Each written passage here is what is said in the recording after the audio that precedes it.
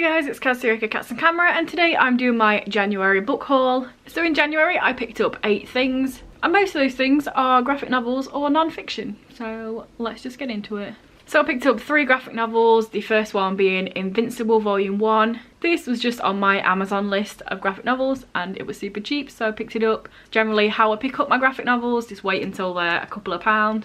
And it's about a kid who has a superhero family and he's developing powers. That's what I get from it. Next, I picked up Bedlam. This one seems to be something a little bit creepy.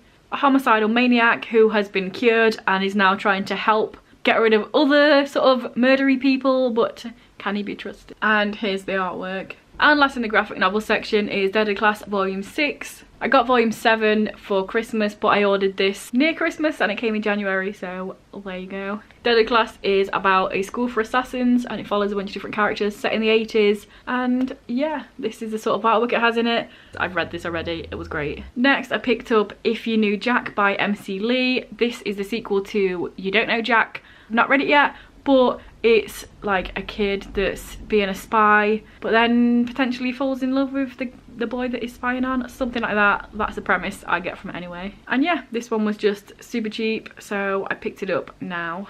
If you've been here a while, you know that's what I do with Harmony Ink books. They're normally like £13 and then they'll randomly get put down brand new to like £1.50 or £2 or something, so that's when I picked them up. Next up, I found The Ocean at the End of the Lane by Neil Gaiman in a charity shop for 99p. I've never read a Neil Gaiman book, but I hear about him all the time and I am pretty interested in reading one of his books, so when I saw this I was like, yeah, why not?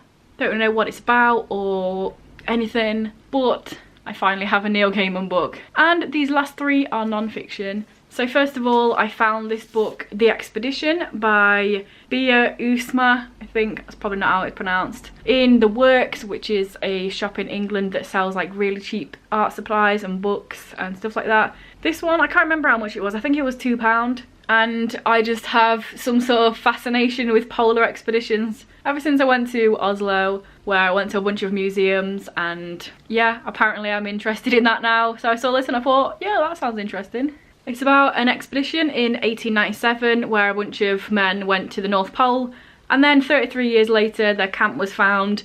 All of them had died, but they all had enough food and clothing and stuff to not die, so it's kind of like, what happened and why did it happen? And yeah, I just think this will be really interesting. And as soon as I picked that up, I started thinking about all the things that I looked at and learned about in Norway when I went to Oslo. So I picked up this mammoth book about Nansen, Fridtjof Nansen. This is by Roland Huntford, and yeah, it's just basically about all of Nansen's life. He went on polar expeditions, he was part of the Fram expedition. I went to the Fram Museum in Norway, it was great.